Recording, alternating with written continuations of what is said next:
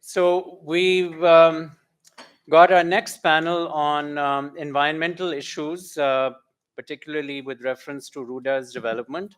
And just to inform you of a slight change in the panel, Sajida Vadal unfortunately is unwell. And so we have replaced Sajida with Imran Daultana, who will be joining us momentarily. He's gone to charge his phone apparently.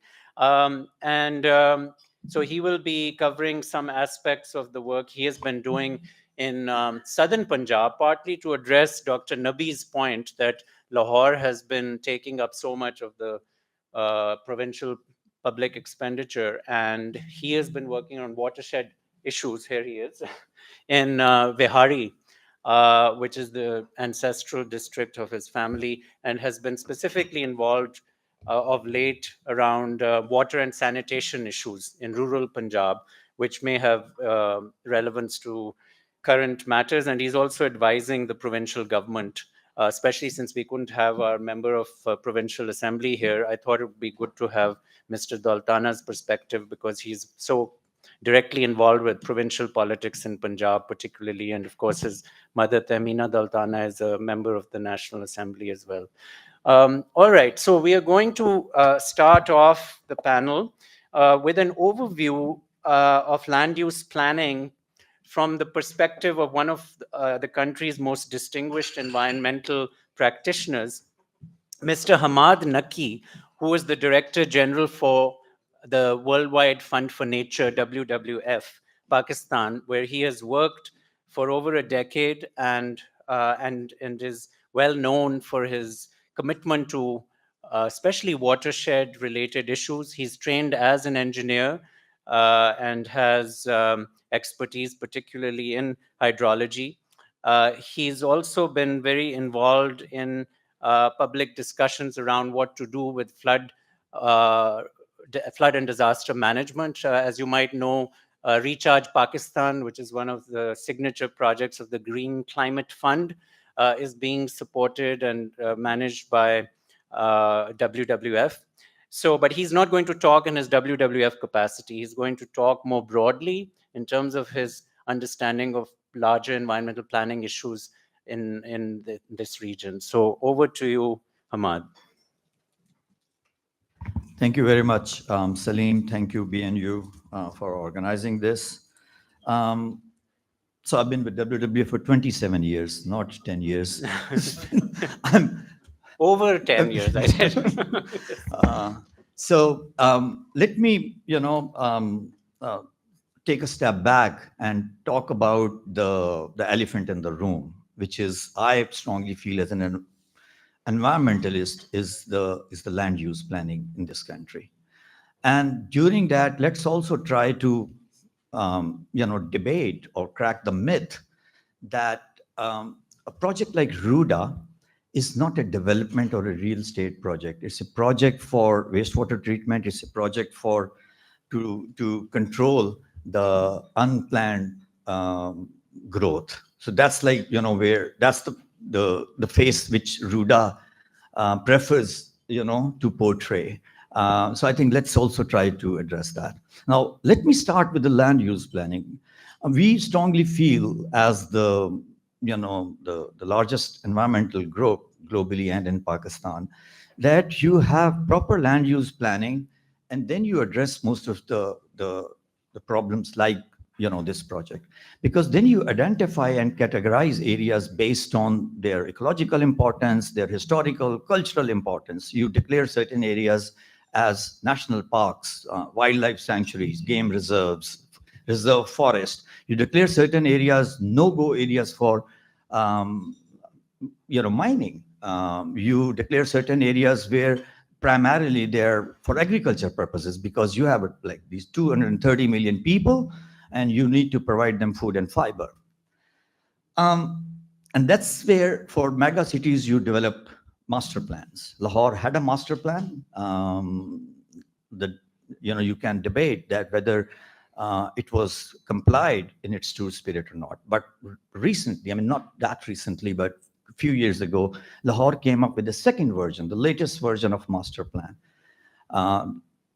2050 master plan. Now, you pick any of the Lahore's master plan, you don't see a project like RRUDA. Even the future master plan does not include RRUDA. Keep that in mind, just in the background. So Lahore High Court, stayed the notification. They asked WWF and Punjab Urban Unit to review the entire thing because there was a complaint that a lot of green areas, vegetation cover is being encroached upon, and it's like again a lot of like concrete and infrastructure. That's number one. Secondly, the second concept is sustainable cities. I think Dr. Ejaz also talked about that. It's not about the point that he made about the fund allocation is very important. You go to Bhakar, you go to other areas, and then you compare. Obviously, when I go for my project, like in Balochistan or interior Sindh, I really cry because looking at the infrastructure or looking at the conditions under which people live there. But even within the Punjab, I've seen, as part of our projects, I've seen ponds where the community and the livestock, take water from the same pond in South Punjab. So it's not that Punjab is much, much better, but it's not that, everything is very good even in Punjab. Within Punjab, there are priorities, there are blue-eyed boys within the same province as well. So the concept of sustainable cities, where how, what is the extent that a city can be expanded? Yes, if putting up a lot of resources to improve infrastructure, educational, health facilities, roads. So obviously people would tend to migrate or at least have a second house there where they, send their families or children for education or for whatever health purposes. The second point, if you look at the accommodation deficit, or we need more housing facilities, just go pick any road, pick Lahore Kasur Road, pick Lahore Multan Road, and you'll see these dozens, in fact, hundreds of housing colonies, and just look at the occupancy. Most of them, they have gates, they have the main road, and then there are few houses. So even those housing colonies have not been. But now this used to be a prime agriculture land. And that brings me to the same question. Please, my only point is land use planning. That if we had thought about that, and if we had categorically declared that this area, and the farmers used to grow vegetables, and the fresh vegetables used to come to Lahore and probably other cities. The RRUDA area is a floodplain, is again a fertile agricultural land. Yes, there are unplanned these factories, SMEs, illegal encroachments of housing. But do we need a mega real estate project to address this? Now, this would mean that we don't want to tap the government money. We have to address these critical challenges because they are so important. All the points which Imran Saab mentioned that RRUDA wants to do, as an environmentalist, I'm telling you, they are critically important. They must have been done. Who has stopped the government or the local government or the politicians or the policy and decision makers that after more than 70 years, we can't treat a single drop of wastewater of Lahore? Who has stopped them? What was the role of VASA? Why does VASA collect all this revenue if they can't provide safe drinking water or provide good sanitation facilities to the citizens of Lahore? So it's not that we don't need to treat we must treat our wastewater, period. Number two, vegetation, lungs. Yes, who has stopped us that we are reducing the parks and the green areas, the vegetation? Why there are flash flooding? Why there are spots where Vasa people have to be deployed 24/7 just to ensure the water does not create problem? But still there are problems because we are fighting with nature. Lahore used to have a lot of green area, a lot of vegetation cover. Those were the sponges. the Dungi grounds of Lahore, all, like most of them gone. Gulberg and Malum Road ki Dungi ground, yeah, cinema ban gaye, wo ban gaye, plaza ban gaye. So again, there is a limit. And then the carrying capacity of your existing sewer system. So, but please keep that in mind. The floods or this water, that used to recharge the aquifers of Lahore. If you look at, we have done this situation analysis of Lahore's water. The major source of recharge of Lahore's groundwater is Ravi and its floodplains. Despite, whatever India has stopped. Yes, India has stopped. India has constructed 2 dams, or maybe barrages, Theme Dam, Madhupur Dam, but they're still, उनके पास जब पानी होगा वो छोड़ेंगे. And God forbid, आपने 600 cusec कर दिए, God forbid, dam breach हो जाता है, कुछ हो जाता है. What would happen? So even if we ignore that, and then let's just continue to focus on the larger question of land use planning. Why do we allow these hundreds of farmhouses around Lahore, which are used just on weekend for family get-together or parties? And they used to be, again, fertile agricultural land used for agriculture, for vegetables, for orchards. They were orchards. You go to Bedi, and I used to go there, to monitor water quality for Hardera drain when I was a young environmental officer at WWF in '99, and they were like fertile agriculture. BRB used to be the first defense line. Phase 7 now touches BRB. So this means that phase 7 is the defense line because it touches BRB. So there are so many questions.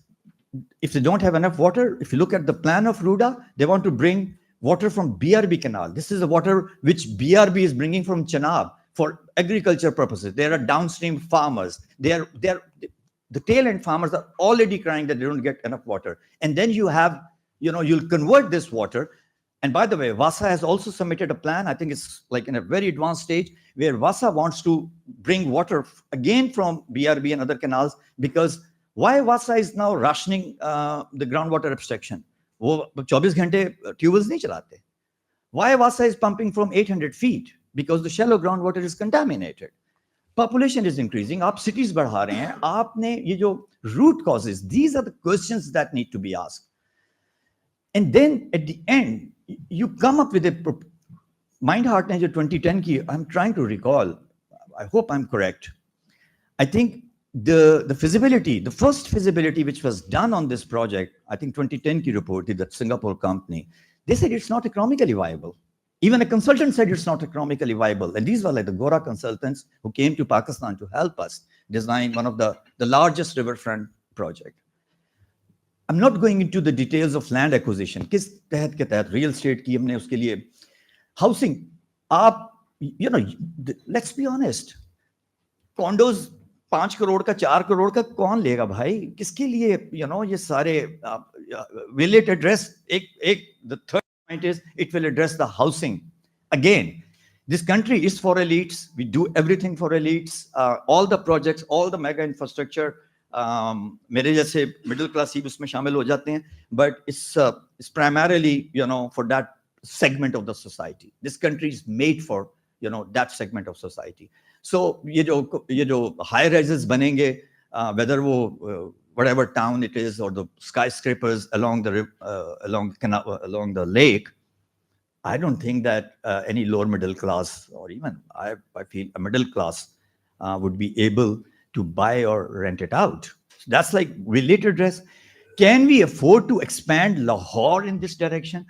What were the alternatives if we have to address the housing problems? What about the barren land on Lahore Kasur Road or the Lahore Shekhupura Road, which has brackish water, nothing grows there? It's all barren land. Why can't we have a housing, state over there? Because that land, again, as part of the land use planning, nothing grows there. Even if you try to reclaim it, it's so expensive and it's so difficult. You can't do that. So There are so many questions. There are so many questions. And then, because you're not taking money from the government, but you ask the private sector. The real estate is the real estate in this country. The private sector is putting money. Where, I mean, दाता साहब तो नहीं है ना को पैसे दे रहे हैं. वो अगर उन्होंने $100,000 लिया, वो 500,000 return planned होगा. And who's going to stop them? Look at what's happened at IPP, the commitments that we made with IPPs. You make the investment and we will pay you back. What's happening? At our cost, we are paying back to IPPs, even if their projects are shut. Even if they come up with these mega structures, even if they are not able to, sell them, who's going to pay? It's not about we are not taking money from the government. At the end of the day, it will be government money. It will be taxpayers' money. It will be our money primarily. So I think environment. Last point, as an environmentalist, floodplains. Look at the third slide of Professor Westbrook. Floods are by God. Floods are a blessing. Floodplains are a blessing. The damage is because of our actions, human actions. Whatever happened in 2010 floods, in 22 floods, we have done comprehensive studies, all because. Why honeymoon hotel, third time गिरा और second time गिरा, मेरी दुआ है third time भी गिरे, खाली हो लेकिन गिर जाए. 2 दफा गिर चुका है ना. लेकिन क्योंकि हम चाहते हैं कि जब हम हनीमून पे जाएं और हमने जब कढ़ाई खानी है तो हमारे पाँव पानी में हो. वो बहुत अच्छा, उसकी इंस्टा पे भी अच्छा बनता है और टिकटॉक और वो, बहुत अच्छी बनती है. Most of the losses when we try to fight with nature, and we have a limit to fight with nature. और ये हम कहते हैं कि पानी तो पहले नहीं है, वो नहीं है, दूसरा नहीं है. But I don't think कि ये लाहौर का स्मॉग का इशू हल करेगा, ये लाहौर का ड्रिंकिंग वाटर का इशू सॉल्व करेगा, रिचार्ज एक्वाफर्स का इशू रिजॉल्व करेगा, और even I have my doubts के ये हाउसिंग का भी करेगा. It's just like another resort, another project expanding Lahore in another direction. But sorry, my last point के operational controls government के ना strong होने चाहिए. Let me give you an example which we recently won a case at Supreme Court. Margala Hill National Park, Manal, Gloria Jeans, La Montana. Government, CDA said, oh, they are giving us money. We need that money to maintain Margala Hill National Park. Why do you need money of an illegal project to maintain a protected area? So मेरा मतलब है कि नथिया गली में क्या हो रहा है? I think Dr. Saab, you gave the example. We have filed a petition. I think आज हो जाएगी. लीज पे घर मिले हुए हैं. अयूबिया नेशनल पार्क में you are encroaching. गुलजी को घर मिला 4 कनाल. उन्होंने कहा मैंने यहाँ पे आर्ट म्यूजियम बनाना है. अमीन गुलजी उनके बेटे ने एक प्राइवेट को बेच दिया और उसमें मल्टी स्टोरी स्ट्रक्चर बन रहा है. सर वो घर जहाँ 3 मंजिलें बन गई हुई हैं, वो अमीन गुलजी साहब का घर है, जहां पे उन्होंने उनके वालिद साहब ने आर्ट गैलरी बनानी थी. तो ये elites, they know how to connect the dots, they know कि कहां पे उन्होंने स्ट्रिंग को हिलाना है, और दे नो के. सो let's not ignore that. Thank you very much. Okay. Thank you so much, Hammad Saab, for a passionate counterpoint to what we heard earlier with reference to the potential of the development. And that's the real goal of this kind of a policy dialogue, is that we want to get out all of those passions, concerns, and hopefully then move towards some convergent conversations as well. Are there any quick points of clarification that anyone would like to ask? Not a detailed discussion, but just points. Yes, sir.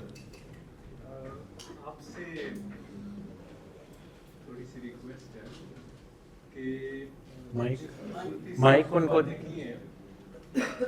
खूबसूरती और इसी जज्बे से आप हुकूमत के representative जो हैं उनके सामने आप ये बातें करते हैं या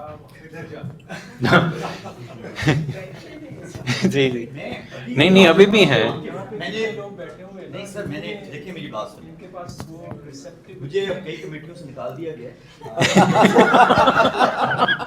Yeah, I won't doubt that. But I think जो it's not a बड़ी limited voices हैं जो environment की nature की बात करती हैं. Alhamdulillah, WWF is one of them. At all levels, whether it's the chairmanship of the Prime Minister, whether it's the environmental EIAs, आप देख हम क्यों कोर्ट में जाते हैं, हमारा काम तो नहीं है ना, हम तंग आके कोर्ट्स में भी जाते हैं, जब सारे वहाँ पे बात सुनी जाती है, सुनी गई है, वो जो सुनी गई है तो बंद हुआ है ना, मार्गिला वाला केस जो बता रहे हैं जी। इंशाल्लाह नथिया में भी नथिया Some blessings on Mali also.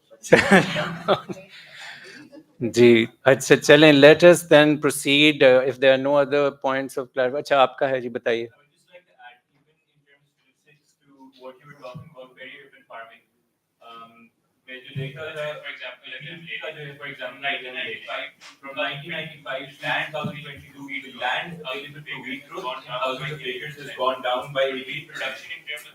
Production in terms of thousands of tons has gone up by 16%. This is to reiterate your point. This is to reiterate your point that अगर हमारे पास इतना ही land available होता है, तो हमें शायद जो हम फूड इम्पोर्टिंग नेशन बन गए हैं, जो हम अपने सारे फर्टाइल लैंड के ऊपर गेटेड सोसाइटी बनाई जा रहे हैं, जो क्लोक एंड डैगर वाली बात में आप कर रहे थे, new metro city RUDA announce हो चुका है, so RUDA itself is starting to become a and you're taking away prime agricultural land, empty as brown land, जहाँ पे ना कुछ उगेगा, ना कुछ रहेगा, ना उससे कुछ इकोनॉमिक फायदा हो रहा है, ना उससे किसी शहरी का फायदा हो रहा है।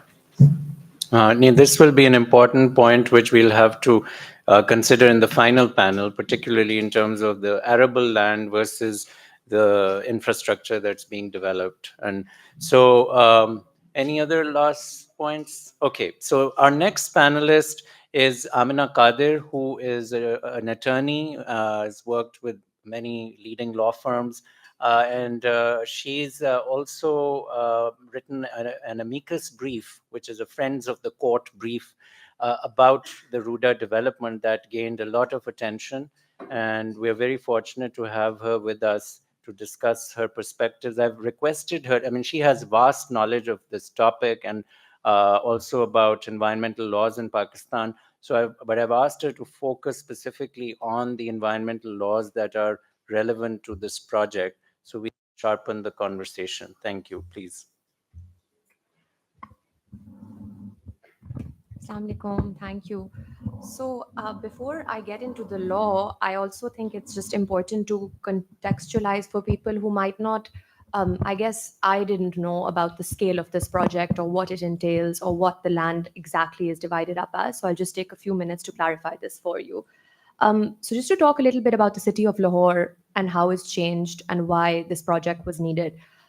If we look at Lahore's just urban mapping from 1972 to 2008, the structure of the city has changed almost completely. So the urban area in this time period has expanded 68%. What this has meant is that, and this is just to put some numbers on what Hammad Saab has said, is that there's been a loss of 32,500 hectares for agricultural land. And then 5,000 hectares of forest land have been removed from the city. So Lahore used to have 5,700 hectares of forest land, and today or in 2009, when the study was conducted, it's down to 856 from 5,700. So 85% of forest land from the city itself has vanished. And just to contextualize, Pakistan has one of the highest rates of deforestation in the world. So we're at 0.5 to 0.2% annually. And this is one of the highest numbers in the world. So there is a need for housing as well, because we face a shortage of 9 million houses in the country. So there is a need for housing as well. But I suppose just the context around RUDA cannot be divorced from what's happening in the world and in Pakistan right now. Pakistan is one of the least polluting countries in the world in terms of emissions, but we are one of the largest hit by climate change. So when we talk about building a project that, just to give you context, is the size of the city of Lahore. So 104,000 acres is equivalent to the fully expanded city of Lahore with the surrounding areas. That's huge. And to have that come up in the context. Now, I was curious to understand whether in modern day history, a city has been developed on the banks of a river. So I did some research on this and I couldn't find, so there New York exists, London exists, Paris exists. But in modern day, I could not find any city of this size being built on the size of a river. And why is that? That's because in the situation that we exist today, unpredictable climate patterns are something that we really have to be prepared for. So whether there's going to be more than 600,000 cusecs of water being released, that is an extreme eventuality, but that is something that is plausible given what's happening with the extreme climate events in the world. So if we just look at RRUDA's land, of this 102,000 acres, 75% of that land is agricultural land. And what does this mean? This impacts food security. And someone from the audience very correctly pointed out that if we were more efficient with the way we grew food and allocated it, we probably wouldn't have a food shortage. But unfortunately, Pakistan is one of the most globally insecure countries in the world. We're always between 82 and 90 out of 116 countries. So we're very food insecure, which means that despite the fact that wheat is being produced in excess, farmers often have to throw it away because the government has imported excess. So there's an allocation problem. So even if you build this city, the question arises, will it solve the shortage? Because we really have an allocation and management problem. So the EIA reports that has been put on RRUDA's website, done by consultants that were, I think, blacklisted, but it reports that the livelihood of 82.8% of the population in the project area depends on agriculture. So what this means is that when you're taking these people and removing them out of this place, how, by giving them market compensation, how are you rehabilitating them for their entire lifetime's earnings? Because agriculture is not something that is just going to be your land value today. It's going to give you income for the rest of your life. And that is something that's the potential value of the land that is not being considered. And that's why you have farmers kind of up in arms. And just what kind of crops are growing on this land? You have wheat, you have sorghum bicolor, you have rice. These are your the highest growth of crops. And these are furnishing food to the city of Lahore. So to just quickly get onto the law now. Within this project area, we heard from Mr. Amin that 250 acres of forest land are being planted. But just to give you an idea, there is already 5,766 acres of forest land in this RRUDA area. What's going to happen to that forest? Is it going to be cut down to build these housing societies or houses? Because presumably the 5,766 acres are not in neat boxes in each district. Presumably so 1,000 acres is on the riverbed itself. And so part of this land is also reserve forest land. But the EIA study, unfortunately, I studied it quite extensively. It does not list how much is reserve forest land. And what is the meaning of reserve forest? In a country which is so experiencing such rapid deforestation rate, reserve forest is protected forest that you cannot remove, which Mr. Naqi and I also, seeing in Nathia Gali, which is being denotified, for example, to build double trees by Hilton, which we were too late to stop, but still we tried. Reserve forest land, you can only denotify when there is no other option but to use the proposed reserve forest for a national project of strategic importance, and a substitute plantable land is agreed, and funds for immediate plantation are provided. So this reserve forest, you cannot in any situation, except if you have really come to the conclusion that there's no possible alternative, can you remove reserve forests. Unfortunately, reserve forest legislation in Pakistan is not strictly implemented. Recently, they denotified part of a reserve forest in Nathia Gali to build a double tree by Hilton in the Ubia National Park, which is a UNESCO biosphere. And when I sort of asked the question about the master plan and an environmental impact assessment, which is up on the website as well. So what is an environmental impact assessment? Under the law, which is the Environmental Protection Act, it states that it's supposed to have a collection of data, prediction of qualitative and quantitative impacts, comparison of alternatives, mitigatory and compensatory measures, training plans, monitoring arrangements. So I found that these were missing. I found that there was not an evaluation of preventative and mitigatory and compensatory measures based on my study. And I will give you some details as to why. So the I will read to you a short bit of the EIA. So it says that almost all of the areas of the Anobhatti forest and half of the Daultana forest will thus be lost. Larger areas of land under agriculture will be totally lost, while some of the orchard areas will also be lost. Bit vague. This will cause pressure on the supply of fruits and vegetables to the city of Lahore, which will then have to be transported from far off areas and will result in an increased prices and shortage. So this is from RRUDA's own reported EIA. Personally, I thought the EIA was, I was hoping to see very strong detail of mitigation measures, how much forest land is to be removed, what exactly are the details. I did not see that, and that's what the law requires. And if these standards are not met, it requires the Environmental Protection Authority to send the matter back to RRUDA, ask questions, involve local persons. That's also part of the land. They're supposed to have a public hearing where people like you and me, Mr. Naqi, can go and voice our objections. All of these public hearings were dispensed with. None of this happened. At another point on the EIA, they say Indian soft-shell turtles are vulnerable species. It is important to conduct population surveys for soft-shell turtle and checkered keelback snake, and all other species that are protected under Schedule 3 of the Punjab Wildlife Act, and to identify their breeding populations and nesting grounds to see the effect of the development activity on the ecology of their habitat. So whereas they say that it's saying that they need to conduct a population survey, but what I would have liked to see in the EIA is a population survey. I would have liked to see how many Indian soft-shell turtles are going to be exterminated or removed. I would have liked to see how much forest land is going to be removed and what the direct impact is. So pressure on the supply of fruits and vegetables to Lahore is not, for a country that does not really know how to allocate food resources, this is quite disconcerting. And particularly more disconcerting in the context of where Lahore is placed. Whereas RRUDA itself can perhaps be not smog emitting, and RRUDA itself can be reducing smog, the city of Lahore is landlocked. Irrespective of whether RRUDA exists or not, we are grappling with an unlivable climate from October to December. But adding a city the size of Lahore on the boundary of Lahore will only landlock Lahore further.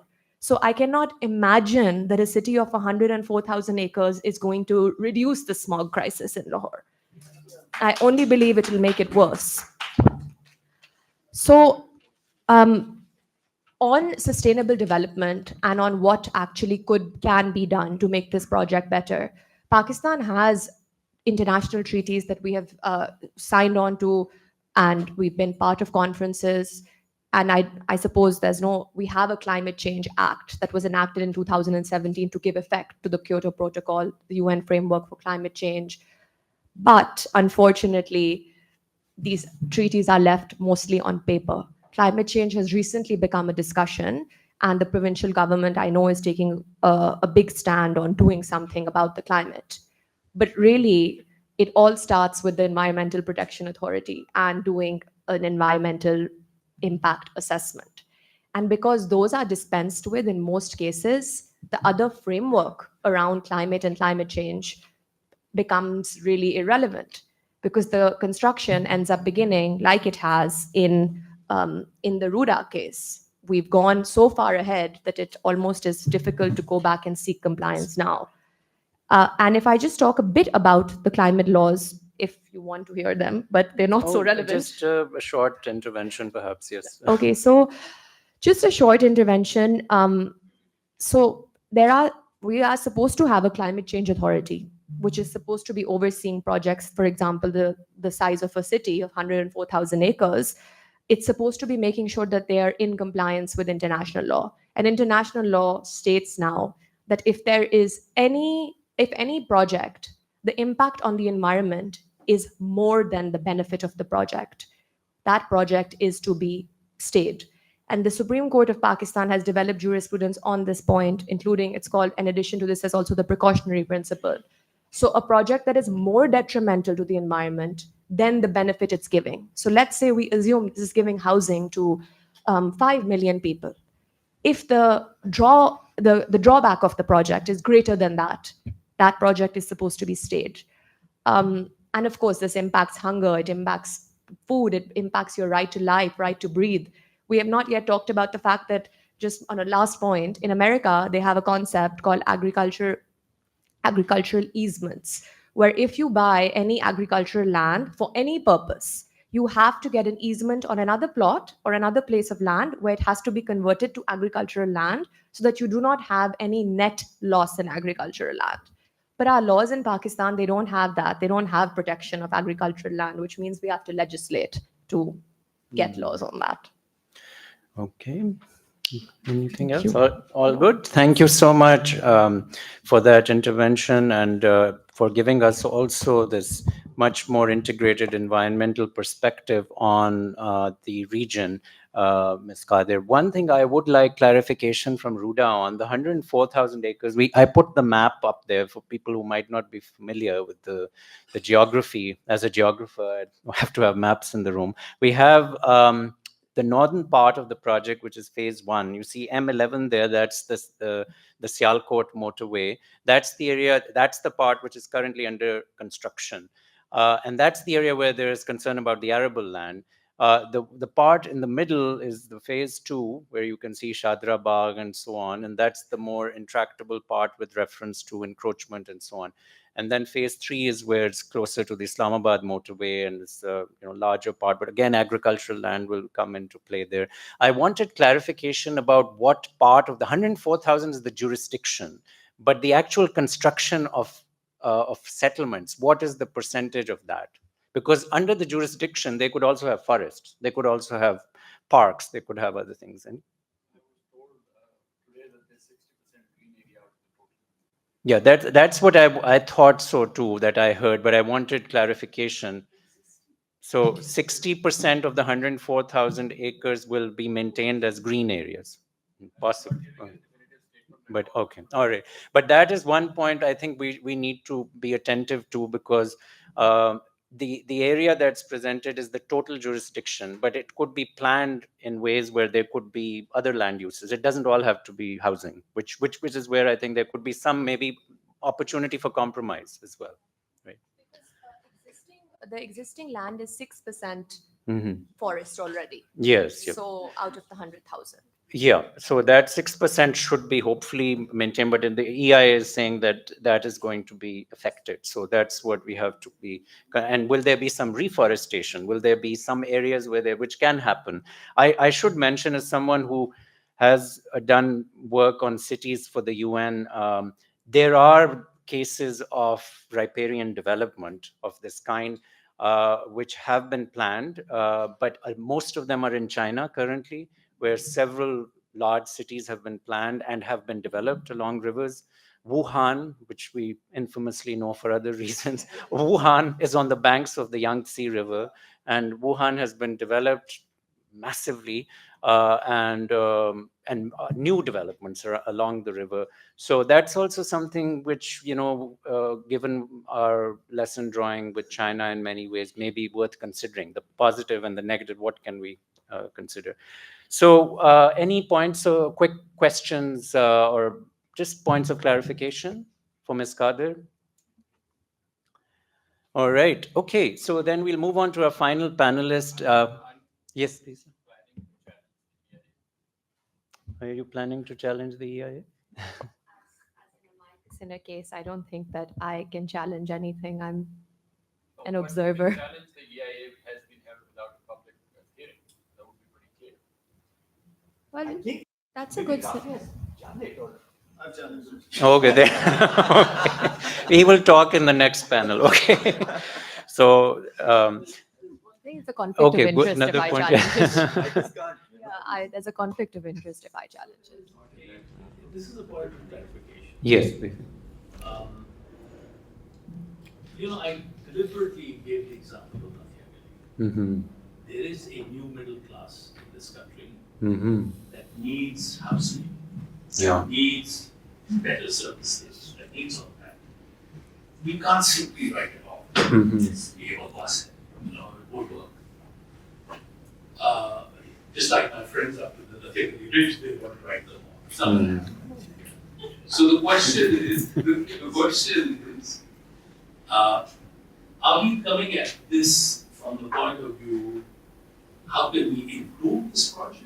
Or are we coming at it from the point of view, this is a disaster, we shouldn't get into it in the first place? Well, to answer that, I think that none of us would be best placed to give that answer. That it would require specific consultants who can do a risk analysis on the potential environmental hazards, and whether they outweigh the benefits. Because one of the examples you've given of Wuhan also, these are vertical cities. And unfortunately, we don't seem to understand the concept of vertical cities in Pakistan. We're going Yeah, outwards. that's very upwards. true.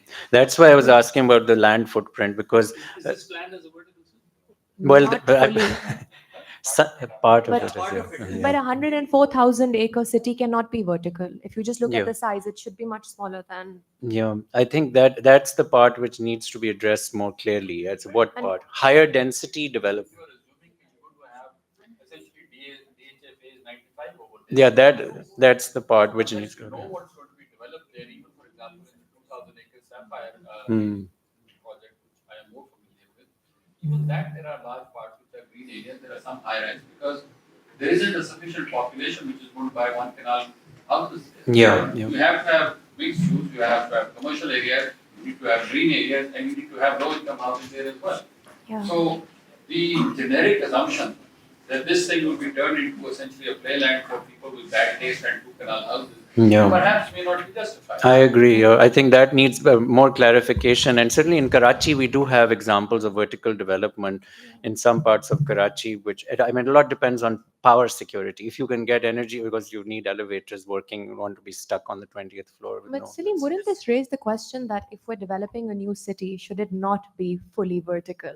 It raises that question. Yeah. You know, because requiring land use planning and Yeah, you're building it's not a housing development, it's Yeah. a city. It's about densities. Density is the How key. you balance Yep. the densities in a city. Lahore is a very good example. Yeah. Existing densities are absolutely out of sync. Yeah, so it's the Second, density question, but the easiest way to manage density is building vertically or building underground. Yes. But so, and actually underground construction is worth considering given adaptation to climate change. But yes, No, quickly, just to respond to Dr. Ijaz's query, I think we need to take EIA as an excellent planning tool. We take EIA as a formality, एक box tick करना है और वो लिफाफे से tick होता है या pressure से होता है, phone call से होता है. EIA, good, like, a good, a typical EIA always starts with alternatives. Why this site? yeah, That's the first question, why this site? What are the other options? Why were they not considered? So I think if you do not, And sorry, if the project should be done at all, is the last line Yeah. to be EIA rules of Yeah. this.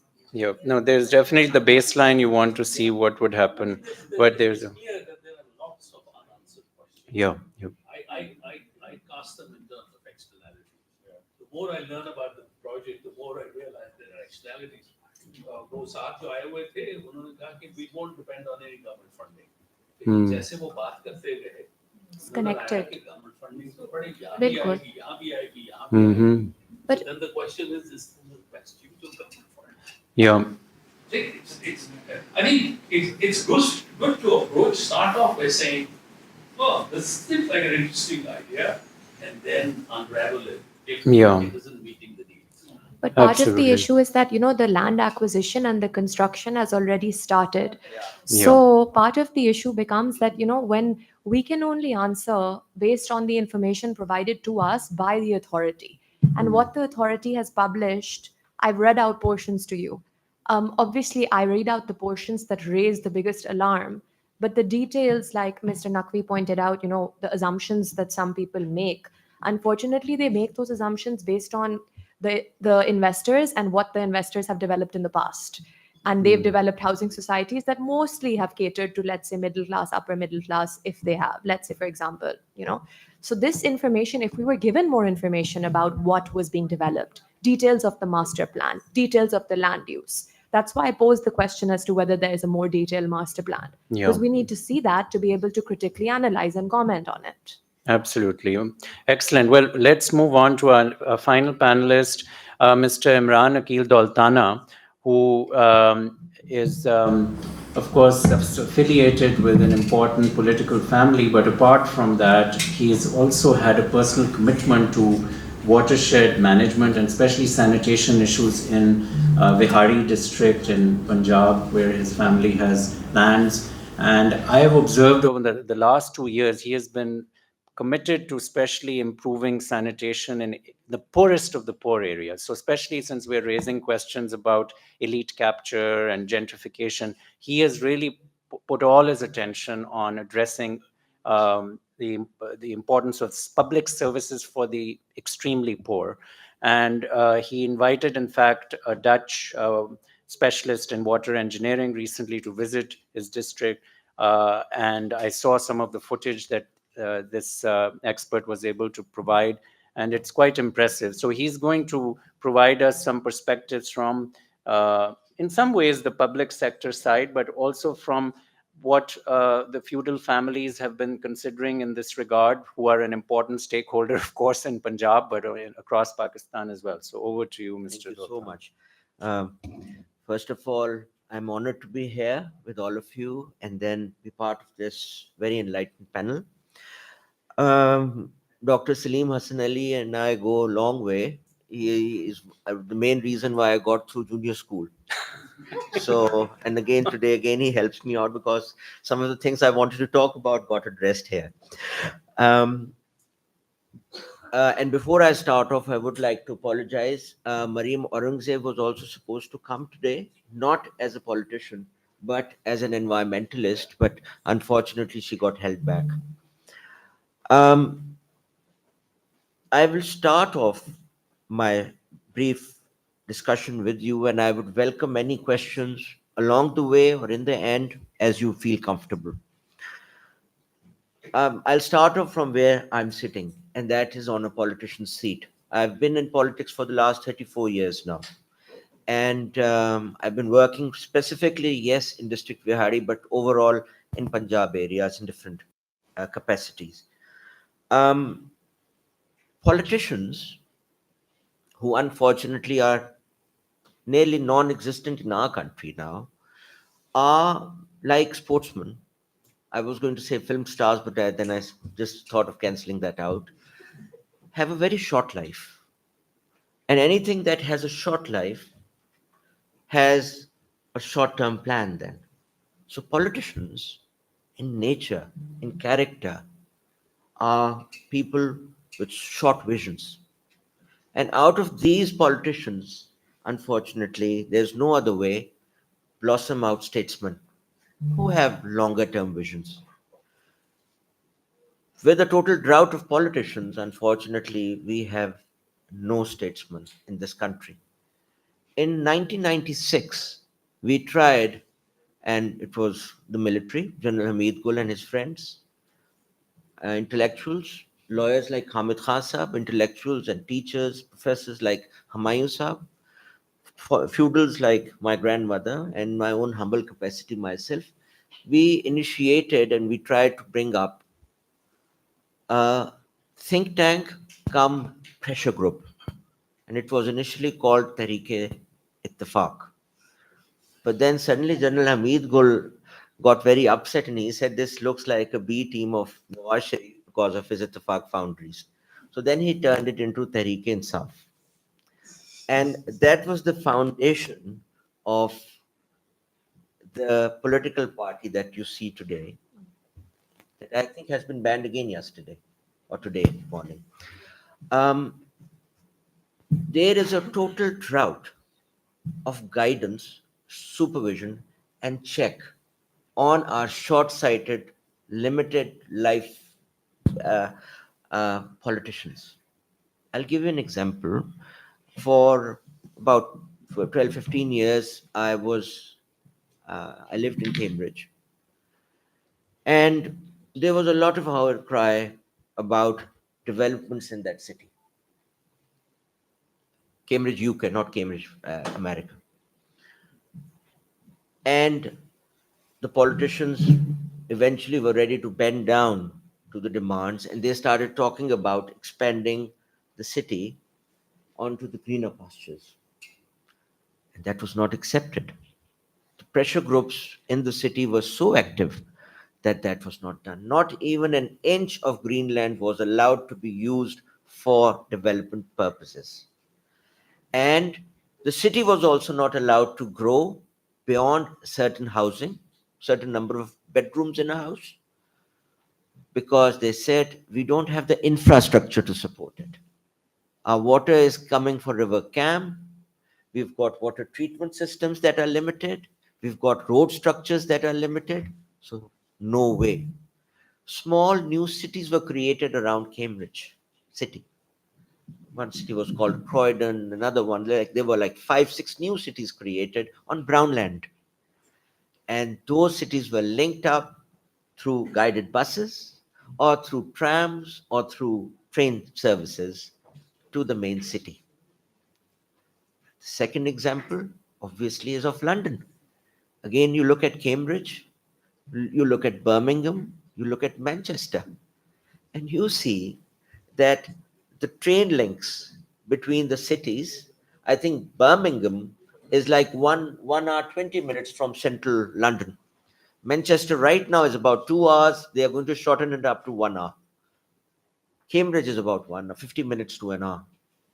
And it's easier to get to London from Birmingham and Cambridge and Manchester than from Sutton, or as we all know, Surrey, because of Benzine. So the thing is that when we are developing our cities, and there was a small minority of people when Shahbaz Sharif Saab started working on development of Lahore, people who were not, and the expansion of the DHA, people who were saying that this is not acceptable, this needs to be stopped. Lahore today is starting from Gujranwala and ending up at Kasur. That is the width of Lahore. And just imagine the pressure that the city is facing. Another point that we always fail to recognize is that the colony of Gulbarg was a 12 canal and a 36 canal plotting area, where 4 to 6 household people were to live in that household with about 3, 4, 5 servants. So a total of 10 people were to stay in those 12 or 36 canal plots, and the infrastructure was made accordingly. Today, we have started developing high rises there, where we've got 400 people living in a 4 canal plot. And we've got, instead of 2 cars or 3 cars that were initially planned, today if we've got 400 people, at least 40, 50 cars there. And probably they're going to have more eventually. Just imagine the sort of pressure that we are creating without even imagining what we are trying to do. So I will not talk about the particular project as such. First, because I was told today that I had to talk, so I don't have enough information, and I would not like to say anything about something that I have little knowledge about. But I think you understand where I'm going. This is murderous, with my political hat off, what we are doing. Number one. Number two, having an intellectual enriched academia and intellectually enriched pressure group is probably the only shortcut we have to hope to create those politicians that we need to sit in our assemblies and talk, instead of throwing these heavy chairs at each other. And I still fail to understand how they're able to pick them up. They're quite heavy. And the thing is that is the first point that I would like all of us to rethink. These people are coming out of us. And this chance that we have of this very violent and volatile and aggressive youth that we are confronted with, My son actually said this to me, and it took me a little while to accept it. He said, this is a great opportunity because with every revolt means there is transformation. There is a chance of change. So yes, we have this revolt up front, in front of us. But if we are able to redirect this constructively and positively and are able to create beautiful minds out of this in our academic establishments, the sky is the limit. We are ready for the world then, because that is where we lack.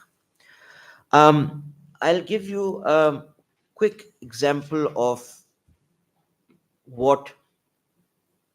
Before that, I'll just quickly talk about the water issue, and then I'll come to implementation of ideas when politicians and local people and planners work together. But before that, I'll give you a quick rundown of the last visit. Mr. Hahn came from Holland and he went to Multan with me, and then he went to Vihari with me, and then he came to Lahore. And we were able to look at all the issues that were being faced.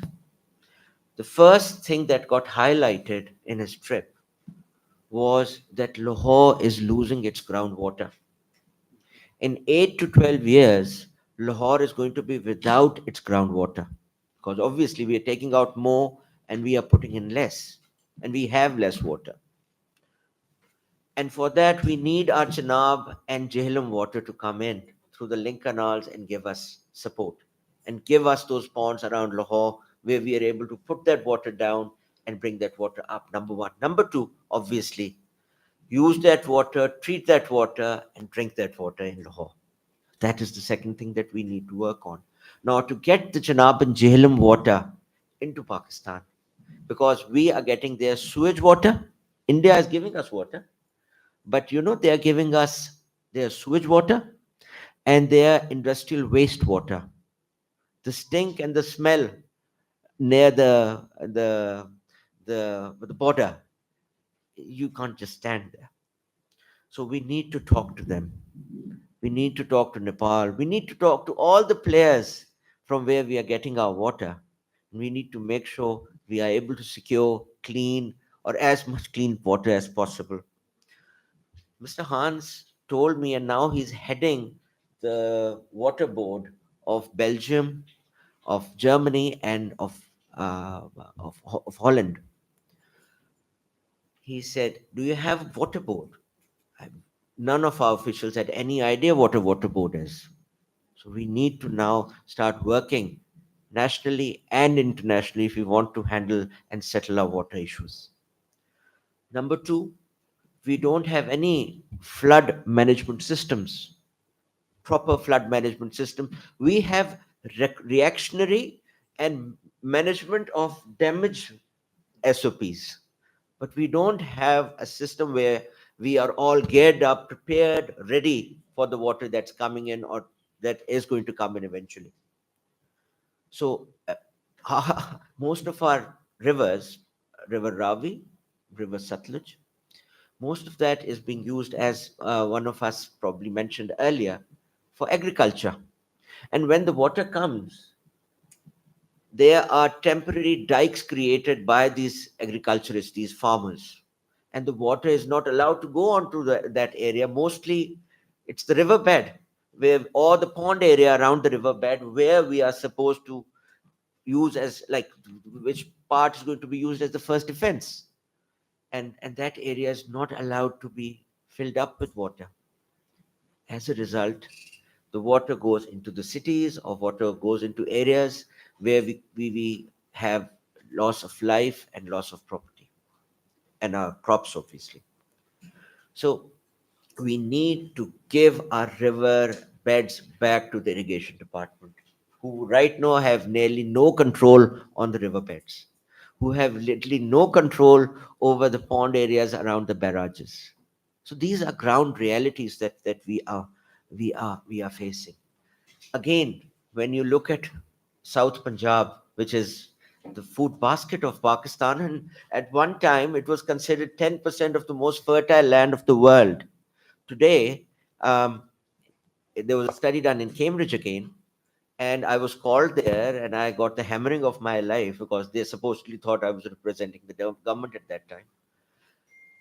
And they said, this is going to be most affected by climate change, and we are heading towards desertification in that area. That's considered the most red part of the world right now, South Punjab. And again, no groundwater. 40% of our tube wells are are throwing out saltish water in Vihari. I can talk about Vihari.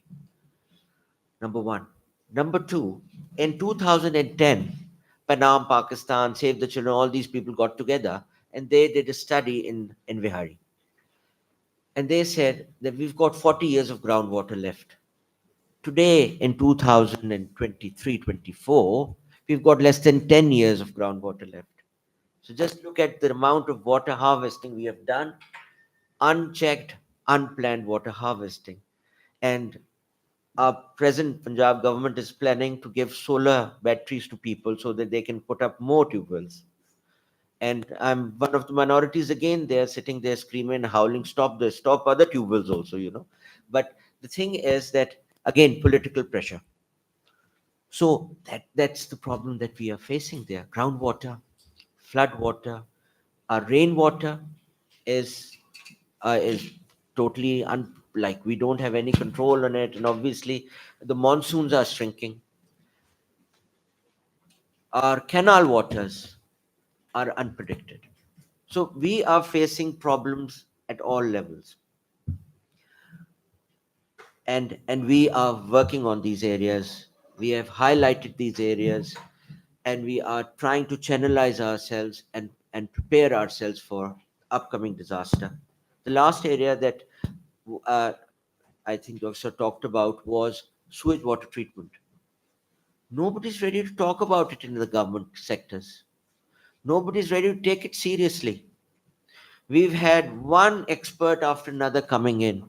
We've had experts in the engineering council in Islamabad sitting howling about different sewage water treatment plants that they have planned that are good for our areas. But nobody's taking it seriously because there's not enough voice being raised for this. So we all need to work together. You know, we need your support. The minority that's sitting there howling and screaming needs your support. Otherwise, these things will never get highlighted. Um, Very quickly in the end, to just to show that there is light at the end of the tunnel. In 1993, when me and my mother and me rather, that's how she likes it to be said. I got screamed at today even. So my mother and me, we went there. I don't know whether that's right English or not. It's your department. My mother and I. Thank you. So English was always Chimu's department, not my department. Acha. So the thing is that, um, um, or his mother is to be blamed for it, so not my problem. Right. So the thing is that when we went there in 1993, women were being married to the Quran. 5 lakhs to 8 lakh rupees was the price for an honor killing. And you could conveniently shoot your. I never heard a mother being shot, by the way, but a sister, a wife, or a daughter used to get shot. And that was a convenient way of taking revenge or taking somebody's property or something. Today, 60% of Comsat University, University of Education, and Bahauddin Zakriya University in Vihari, 60% are women studying there. Today, girls are working on projects. Girls are running their houses. Girls have software houses. We've got health facilities. We are working towards making our girls ready for the next Olympics. We're talking about that. We're trying to prepare facilities for them for that. And we've got an industrial state there. And today, Vihari is not just an educational city, but it's budging towards becoming an economic hub for South Punjab and an example for South Punjab. I'm not saying that for myself or for for my mother. I'm just saying that with the right mix of ingredients, you can make that perfect soup, which can develop that society, that can The social eventually capital start. here. The social capital then. Exactly. So Thank you it's- so much. Thank Very, you, very grateful. Imran, for that intervention. Yep, all right. I mean, I think what is important about Imran's points are there are two. One is the technical part about the groundwater, because there RUDA has claimed that there will be a major recharge of the groundwater. So we need data on that first. And the second part, he's given us hope in terms of within the new generation of politicians. And he mentioned Mariam Aurangzeb, who's a senior minister and is a highly qualified individual in terms of her own training at King's College, and has shown a personal commitment to environmental issues. So he has been working with her in that regard as well. So I'm hoping that there can be some momentum of this new generation of politicians who are willing to challenge the old generation. As you said, he was criticizing his own group, right, to some degree. So let's see where we go with that. But we have about 7-8 minutes for Q&A. Any points, any comments for the panelists? Yes, sir. So I'm Imran. Currently, I'm a program director for Punjab Affordable Housing Program. That's why much of the talk was done on housing and planning, so that's why I couldn't hold back. One quick point that I would like to make that, ma'am, as you mentioned about the laws. So if we go deep through the government legislative system, particularly LDA land use rules, and then these are copied by the other land use also. How they have mentioned written is that right now I can't come up with an exact word, but I guess it's rule number 19 that says that in your peri-urban area, if the land use is not mentioned, it means it's a residential area. One, but that's why this is the reason that when we are not protecting our that front, so that gated communities are going ahead. So your second point was that why we have so many farmhouses in agricultural area. In the same rules, is mentioned the permitted use, and there also is mentioned that farmhouses can become. So what does it mean that it's a bad legislation that actually is taking us where we are all ending up. So this is one point that there we can do. A part of solution also that we in our program is trying to do something different, making a planning standard that is climate and environment first. So our analysis was that wherever you pick any planning standard in Punjab, the actual problem with density is that once you take roads and other infrastructure out, so only 30% land is right now being used for a residential purpose.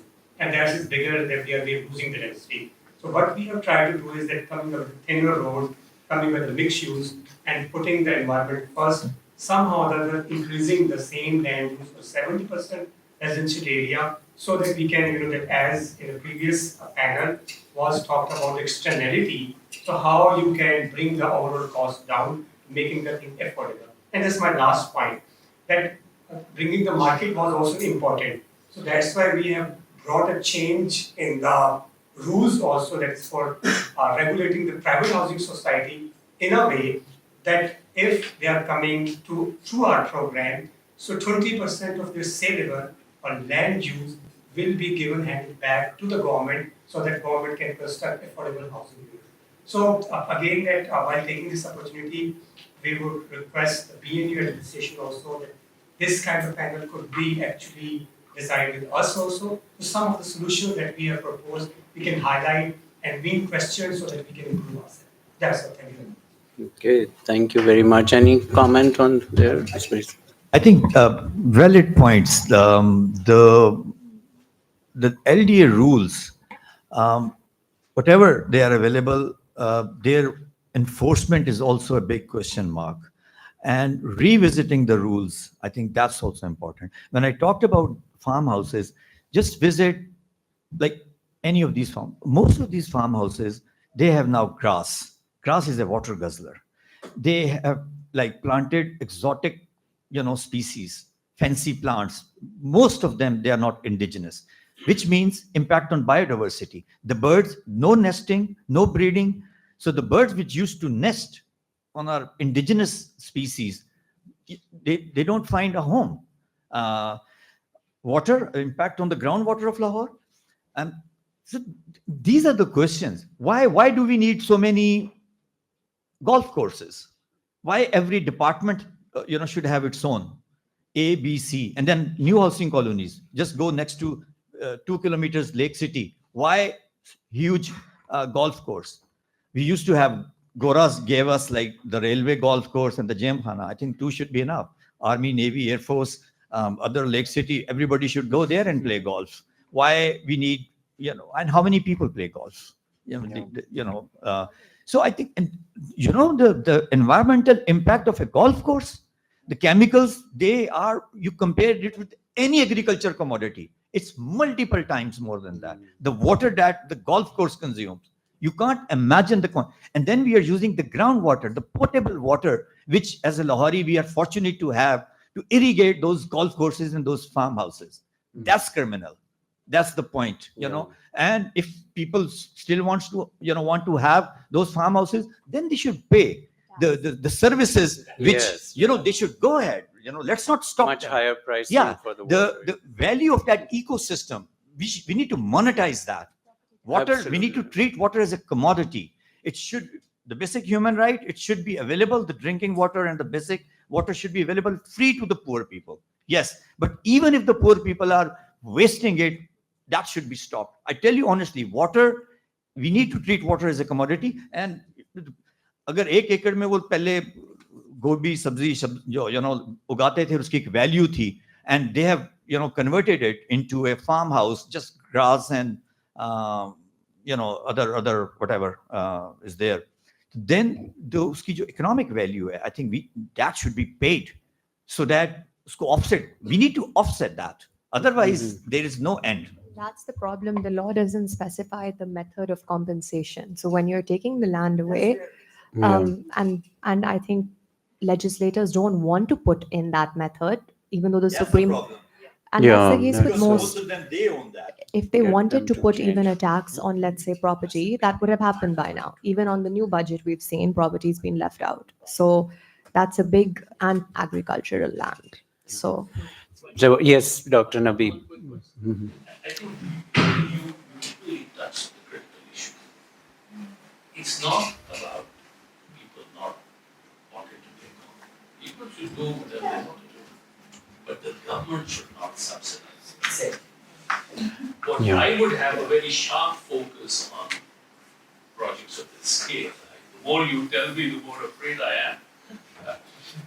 The more I realize the scale of this project, the more I worry about what it will mean for the public exchequer in terms of subsidies. And that EIA should really sort out. What are the externalities that will require to be funded by government money? Ultimately, that's what it should boil down to. Yeah, absolutely. No, thank you so much for that. We want to keep to time, and I would request we not have a break, just we've had chai and all that, because we have this final panel is going to be fantastic. Thank you to our current panelists for their fantastic contribution.